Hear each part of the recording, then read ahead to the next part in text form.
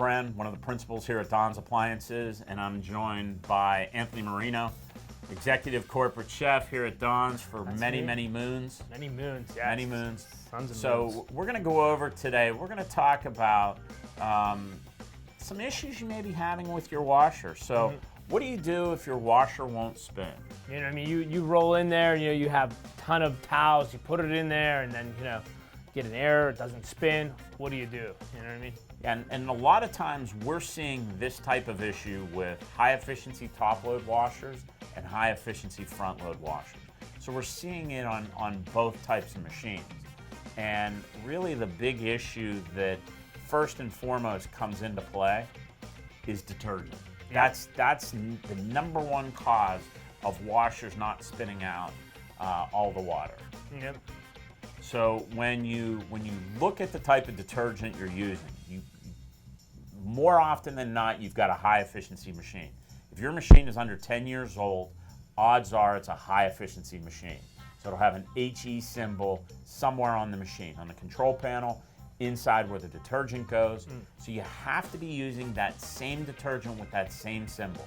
So you have to use high efficiency detergent. So when you're talking about detergent, I know this is a pet peeve, how much, Matt? Fill that whole cup up? How much detergent do you need to run the load? You typically only need 2 to 3 tablespoons.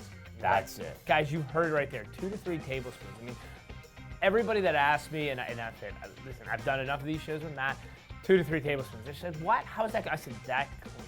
Yeah, it's more is not better with detergent. If you're seeing suds inside of your washing machine, you've got way too much detergent inside that machine. And sudsing causes issues with the machines. The machines today are very, they're technologically advanced. They're very smart.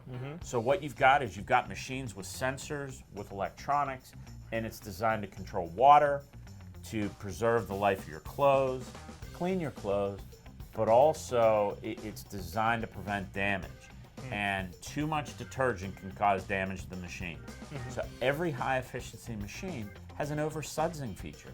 So if it senses there's too much detergent in the machine, it's going to cut it off in the final spin cycle.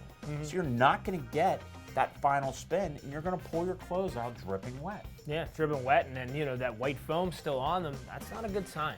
You know what I mean? Because then, in turn, we didn't even talk about the dryer, but the dryer got to work twice as hard. Sure. You know what I mean? And the way you really combat that or alleviate that, put the machine through another rinse.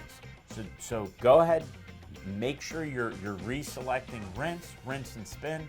It'll go ahead and it should rinse out that excess of detergent and it should spin out. If it doesn't, do it again. And if you still have an issue, the next thing I would do is I would pull out those clothes, okay? I would go to the soap cup, I would put a little bit of olive oil, okay? So put a little bit of, maybe a tablespoon of olive oil, run it with nothing inside the machine. So what that'll do is that'll dissipate the suds that are left over inside the machine. You're right. And then maybe clear the line so there's for the next one. Correct. So I would actually go ahead and do that. And then after that, I would either use some type of washer cleaner, whether it's a Fresh, which is distributed by Whirlpool, whether it's something that another manufacturer would make, go ahead and run that through the machine. And if you don't want to use any of these cleaners, throw a cup of vinegar in the soap cup. Throw a cup of vinegar, run it on the highest washer. White vinegar, yep. White vinegar. Run it through the highest temperature on the washer, and that'll clean out the system as well. So soap is a major issue. Guys, the next issue is, how much are you putting in there? I mean, is it jammed up? Have you jammed the cycle up? I mean, I've been notorious for this. I've literally drop kick everything in there, and slam the lid down. So. Yeah, and on a top loader, you have to make sure that you're putting even amount of clothes in the machine, and you're putting it, front, back, side on an even distribution level. So if you're putting one thing on the right, put it on the left, put something similar on the left, front, back. So you want to evenly distribute the load of the washer, because otherwise what will happen is is you'll get an unbalanced load. And if it's an unbalanced load, the machine's gonna figure out that there's something wrong, okay? There's too many articles of clothing on one side of the machine. It's gonna shut down that machine so that it doesn't cause damage. I mean, these are smart units, okay? And once again, some of these sensors, they're really going to prevent, something catastrophic from happening. So, this little bit in the back of your mind really will help, your machine run efficiently, but run longer too. Yeah, and we see that unbalance happening on top load machines, okay? Especially on the high efficiency machines that have a little bit different suspension system because they spin at a higher RPM level on the spin speed than our old top loaders. And front loaders are a lot more forgiving. We don't have that issue because typically what happens with a front load, they're going clockwise, counterclockwise, so they're kind of continually balancing themselves. So we don't see too many issues with front loaders going out of balance. How about leveling? We talked about, we will level them, when we install them, things like that. So over time, the machines can get unlevel. Depending on the amount of clothing you put in, if you're doing heavy loads continuously, the machines can get out of level. And sometimes they have to be re-leveled. And the easiest way to do that is to put a level left to right on the machine, front to back. And if they're level, great, and if not, you may have to make an adjustment to one of those front legs. And it's typically just the front legs that would need adjusted. And then there's a locking nut on most machines that you just make sure you readjust that locking nut up into the base of the machine, and you should be good to go. Yeah, I mean, that's a few, troubleshooting issues that we think you could take care of at home. Anything major, you know what I mean? You're going to want to call our service department. Absolutely. Call service and, anything like that. We don't want you moving washers and, checking spins and, sticking your head in there.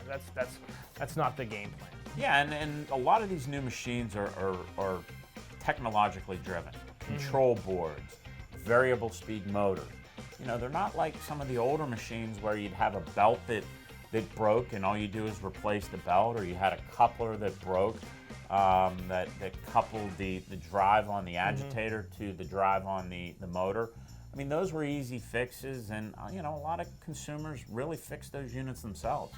These new units, there's a lot of control boards, there's smart motors, there's a lot of different components on these machines. And the Wi-Fi connectivity too will give you an alert, and that's really helping us out too at service. So sure, a lot of our machines, the LG has a great unit with a troubleshooting option that you can troubleshoot right on LG's website, and a lot of times they'll tell you exactly what's wrong. So I mean, it's great. But if you do need to have that service, you can go to donsappliances.com, click on our service tab, you can submit a service call, or you can call in. Now, I will say, we've had quite a few service calls coming in, so the wait times might be a little longer. So if you don't want to wait on hold, just go to the website. Yeah, exactly. We have you covered, backwards and forwards here at Don's. So yeah, we appreciate the business, and be sure to go to donsappliances.com for any other questions. And thank you for watching. All right, guys, we'll see you later.